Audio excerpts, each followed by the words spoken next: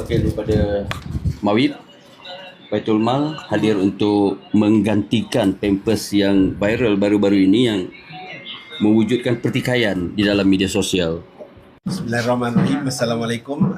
Saya wakil syarikat yang dilantik oleh pihak Mawib. Hari ini kita dah buat pertukaran lampin daripada tip kepada pants. Alhamdulillah, sistem dalam Mawib pun dah diupdate pada hari cuti baru ni, semalam ke kemarin macam tu. Cuti Mawib kerja ke? Cuti dia orang masih bercuti, tapi bila ada special case needed, so dia orang segerakan insya-Allah. Maksud saya kan kita ada public holiday, takkan public holiday. Ya, public holiday. Bila benda ni ialah untuk menyelesaikan isu-isu yang ada, so kami hari ni untuk selesaikanlah, maknanya penukaran, kesilapan apa yang jadi. Jadi kami minta maaf atas kesilapan yang sebelum ni. Saya nak tanya Tuan kata pasal sistem tu. Sistem tu bila di-update? Kami tak boleh jawab pasal kami tak pegang sistem tu. Kami syarikat. Jadi tapi tadi Tuan tak kata pasal sistem. Itu saya nak tahu bila di-update sistem tu. Saya on behalf Mawib, saya bukanlah di pihak Mawib. Itu siapa yang suruh Tuan cakap pasal sistem? Pihak Mawib. Pihak Mawib so bagi tahu yang dia orang dah update dalam sistem.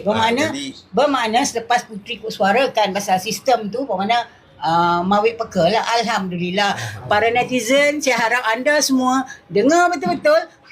Puteri bercakap pasal sistem, Mawib ambil tindakan segera. Terima kasih Mawib. Fantastik Mawib. Cepat bertindak. Alhamdulillah. So jadi kami hari ni dah buat pertukaran macam yang kita tengok. Kami sekali lagi mohon maaf kalau ada kesilapan dan kelemahan daripada pihak kami dan pihak Mawib. Terima kasih. Assalamualaikum. Hadir hari ini PPIM Persatuan Pengguna Islam Malaysia kerana mengesan video tular melibatkan Puan Puteri. Jadi mungkin Kak Jan juga ada nak katakan sesuatu, terutama pada netizen yang berkomen negatif.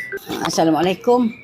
Hari ini saya terpanggil datang untuk melawat Puteri, dan kebetulan hari saya datang, supplier yang menghantar drivers ni pun ada kat sini kan. Dapatlah perkenalan dan dia pun minta maaf lah dia salah hantar kan. Alhamdulillah lah dia hantar benda yang tepat. Saya terpanggil datang ni bila saya tengok komen-komen yang dilemparkan kepada Puteri. Puteri tak salah. Saya nak pesan pada netizen yang ada, hati-hatilah bila berkata-kata. Dengar, kalau Allah pun ajar, kalau kita tak tahu apa-apa tu, kejadian tu, kita datang